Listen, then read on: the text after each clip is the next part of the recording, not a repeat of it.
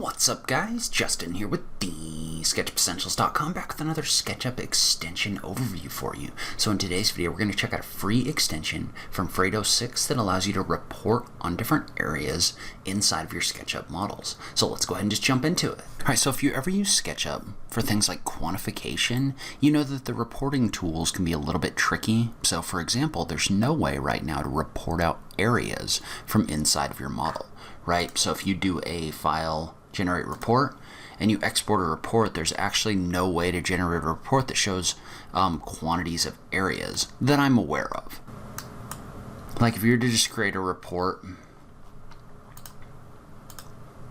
that contained all of these, you can see how there's nothing in here. There's no attribute that actually shows the area of any of the faces or anything like that. So, and a lot of the time what you're going to want is what you want to do is you want to get quantities of different things, like either like paving or building skin or other things like that. Well, this tool from FredoTools is going to allow you to do that. So you can download this tool from SketchUp. I will link to it in the notes down below. And so FredoTools is a collection of tools from FredoTools, and it's available to download for free. And these tools do a lot of different things, but specifically I want to focus on a tool called Report on Areas.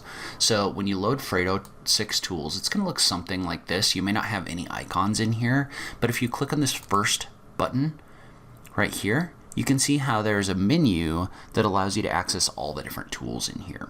Well, in this case, we want to focus specifically on Report on Areas. And so what that's going to do is that's going to create a report that shows us the areas of different materials inside of SketchUp. So if you look at this, you can see how this did this already. So for example, I'm going to close out of this component and I'm going to click on refresh, and what this is going to do is this is going to go through and it's going to calculate all of the areas of different materials inside of SketchUp.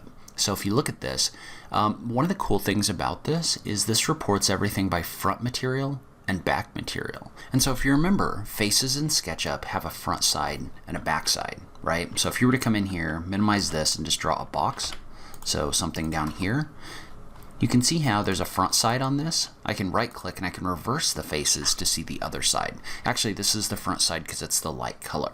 But notice how this face has two slots for materials. So what you could do is you could apply a material to both of these.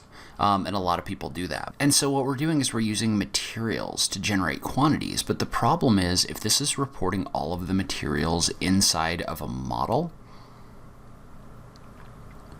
right, then it would report all of the materials on the front side and all the materials on the back side. So when this generated the report, you'd be getting a report on both areas inside of your model. And so you don't necessarily want that. So the nice thing about this is what this does, and I'm going to go ahead and click on refresh right here, is this splits out the report for the material on the front side and the back side. So I can see how much wood veneer material I have on the front and on the back so that I don't accidentally double up. And so what this does is this will generate the quantities for anything you have selected. So if I was to run this, I'm going to close this window. If I was to select this group right here and click on Report on Areas, it's going to generate the areas inside of this model. And if you click the drop down in here, you can see how that's going to show me the material on the front of all of the faces and the material on the back of all of the faces. And so what that allows me to do is that allows me to figure out how much, let's say like brick that I have, right? So this has brick material applied to the outside.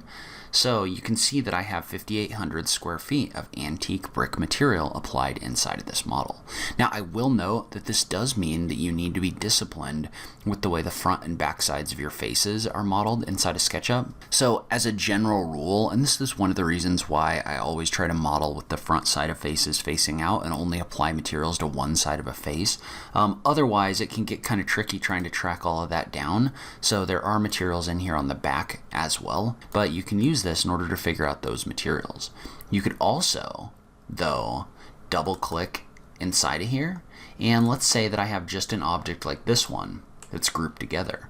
Well, I could hit refresh and it'll report just on the materials inside of the group that I have selected. So if you look at this, this is going to show me that I have the standing seam roofing, and these are all applied on the back face. So again, you do have to be careful about that. But this is showing me that all of my standing seam metal roofing has an area of 2137 square feet. And so this is especially helpful if you have like multiple different areas. So let's say, for example, that we wanted the grass in here. Well, we could either like group all of our grass together, or we could just select our grass.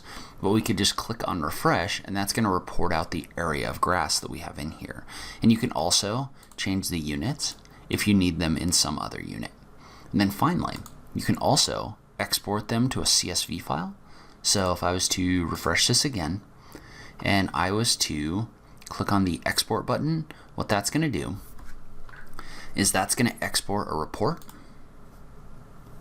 in a CSV format. And if you have something like Excel installed, it's going to ask if I want to open the file, and I'm going to say yes.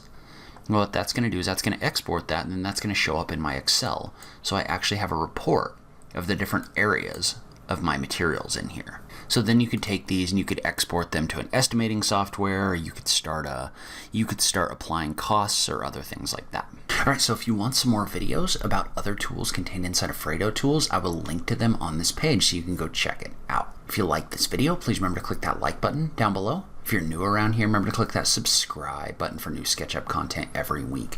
As always, thank you so much for taking the time to watch this. I really appreciate it, and I will catch you in the next video. Thanks, guys.